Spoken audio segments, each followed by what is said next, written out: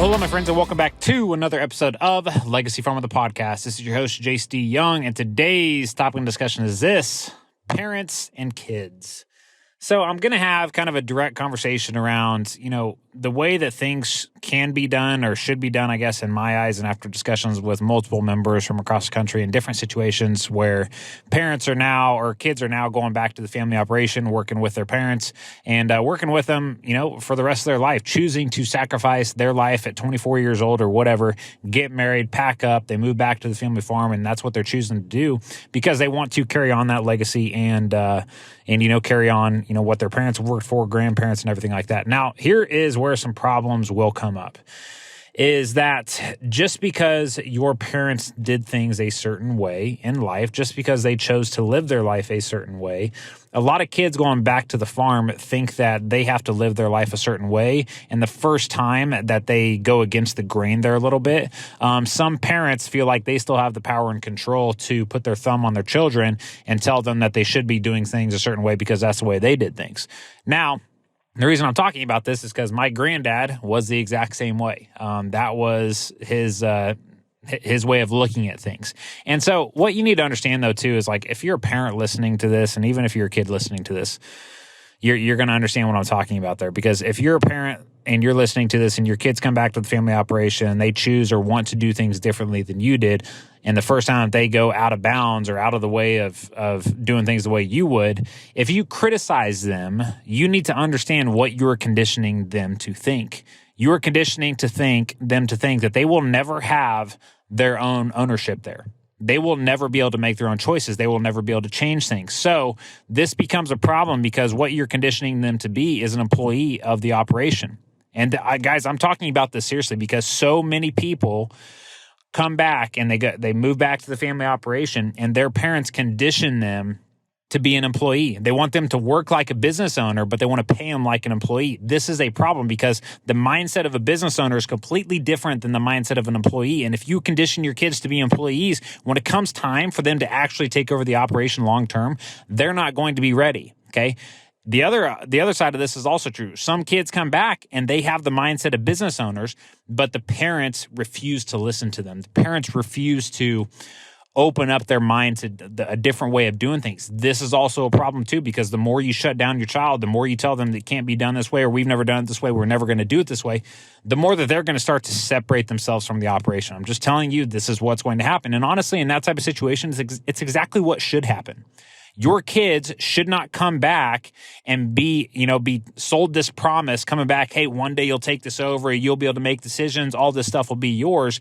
And then the first time they get back, you tell them, hey, we get that you're back for this, but you will not do this. You will not go out of line. We're going to train you like an employee, all this type of crap. Right? You're conditioning them to not want to be there. You're conditioning them to think that, hey, I have zero ownership here. My decisions don't matter. My opinions don't matter. And so then they feel like an employee. And how many employees do you know that stay in a job for 40 years? Not very many of them. Not very many of them, especially today. They're looking for places to where they can be incentivized, one, with money to earn a good living. But the second piece is like a lot of the kids coming back, if they're choosing to move back, they need a leadership role. You need to give them responsibility. You need to treat them and value their opinions just like you would your own. And guess what? The way that they want to do things is never going to be the exact same way that you wanted to do things. And that's okay. You know why? Because economic environments change. We have to adapt. We have to do things differently. The way that things were done 40 years ago is not the way that they will work today. It may have worked back then. It's not going to work today with the economic environment that we're currently in. So as a parent, even with my children, the way that I do business today, they could be doing it completely different in 40 years. And guess what? I have to have an open mind and an open heart to accept a new reality, to accept that it's okay for things to be done a different way. Because I know that if I don't, and I tell my kids, you can't do this, you can't do that, it can't be done this way, this is the way I always did it, this is the way my granddad did it, blah, blah, blah, blah, blah, I am going to push them away.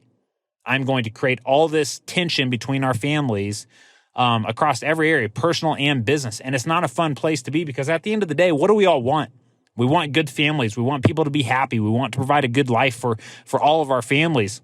And, at the end of the day, your kids may want different things than you did. That's okay. That's okay. I am completely fine with my kids doing something completely different than what I did, making completely different choices, living a completely different life. Guess what? It's their life to live. They can do what they want to do. They can believe what they want to believe in. It is okay. We don't have to be so judgmental of everybody inside of the society that we currently live in, especially our kids. And my granddad, like I said, he was one of those people. If you did not do things the way that he did them, you were immediately like outcast. Like that's how you were in the family. You were disowned, right? Pretty much. So you have to make sure that when your kids are coming back to the operation, I'm going to tell you this. You have to make sure the incentives are there. You have to incentivize your children. If you want them to one day take over the operation, incentivize them with responsibility. Incentivize them with leadership positions. Incentivize them with pay. Make them come back, and if you want them to act like a business owner and make business owner decisions, guess what? Business owners think about ways to improve the profitability of the company. So business owners should get rewarded if they do, in fact, improve the profitability of the company. Guess what? Now, if they lose money for the property for the company, guess what they also get to have? They get to feel those losses as well. Versus if you just pay them like an employee. Guys, this is a problem because I know multiple people across this country that are 40 years old. They've been back on the farm since 25. They've made the exact same amount of money for the past 15 years. That is a massive, massive problem. Just because it cost you X amount of dollars to, buy a loaf of bread or a gallon of milk or whatever back in the 80s, it's completely different today. It takes a lot more money today. And just because some parents sacrificed for a lot of years in the past does not mean that the kids can do that. The sacrifices are the same today. It does not mean that. So you have to make sure that you are incentivizing your kids. And some of you guys, your businesses, in order to bring back multiple family members, you have to expand the operation. You have to bring in other sources of revenue that produce profits year after year after year. And this is what I work on so much with members in Legacy Farmer, is having additional sources of income that is not just the farm, that is not just cattle. I'm talking custom businesses. I'm talking service-based businesses that produce profits year after year after year after year in order to sustain and honestly afford more families or kids coming back to the operation. You have to make sure that you are open to doing those things. Because here's the deal. If your operation is the same size today as it was 40 years ago, and now it's supporting 3 families versus 1 back then, you're screwed. Like, you're going to be in big trouble here going forward. You just have to be willing to adapt. You have to be willing to expand. You have to be willing to do things and try things out that maybe your dad would have never done. And maybe you would have never done it 30 years ago or 20 years ago or now. But you got to be willing to try different things and let your kids come back and be willing to adopt their ideas and try their strategies. Otherwise, you are going to push them away. And guess what? If you are not allowing them to do anything, if they're in Legacy Farmer, I'm telling them to go build their own thing. Because otherwise, guys, it's like they're in prison for the next 40 years. They are settling for their life. You have somebody back there that's motivated, wants to do all these things. Man, incentivize that person. Help them grow. Invest in them. And help them achieve their goals and their dreams. Because guess what? That's going to help you do. Achieve your goals as well. It's no different than bringing people onto the team. I make sure and I make it a point that my team, notice how I'm saying team. I'm not saying employees. These are my team members. I work with them. They do not work for me. We're all in this mission of Legacy Farmer together. But I am making sure that they have every tool and resource that they would ever need to be successful. Because guess what? When they're successful, our customers are successful. And guess what? When my team's successful and my customers are successful, guess what that helps me do? Reach my goals. If I can help my team reach their goals and my customers reach their goals, I can reach mine then as well. Okay? So you need to have that mindset. If you don't have that mindset, you better work on it, because if you have kids back in the operation right now and you are not giving them the incentives that they need to perform there and to be successful there long term, you're setting them up for failure. And a perfect example of this is a 60-year-old finally getting to take control of the operation who only thinks in one mode as an employee. You hand him all the financial responsibility, all the risk, all the stress. Now he's making decisions. And as a 60-year-old, he's never been put in a position to do that. You will lose that farm. You will lose that farm because that 60-year-old now has zero confidence in their ability to do anything, because you conditioned them for 40 years that they are not capable of anything. And you never gave them the ability to do that. So make sure that we are all incentivizing our children the right way. Children, your team, your people, whatever. Make sure the incentives line up and make sure that you're giving them all the tools and resources they need to be successful there.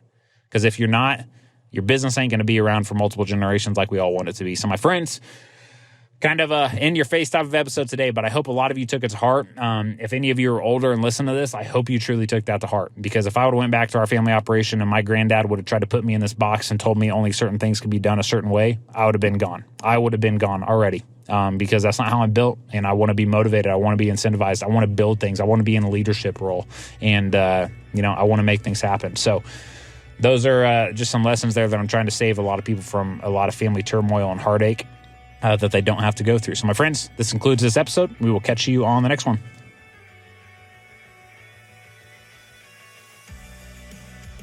What's up, everyone? My name is Jace Young. I'm the founder of a company called Legacy Farmer, and inside of that company, what we do is we've helped over 300 family farms simplify and streamline the entire financial side of their operation and help them learn their numbers at a deep, deep level so that they can implement the systems and the processes to make sure that their operation lives on for generations into the future.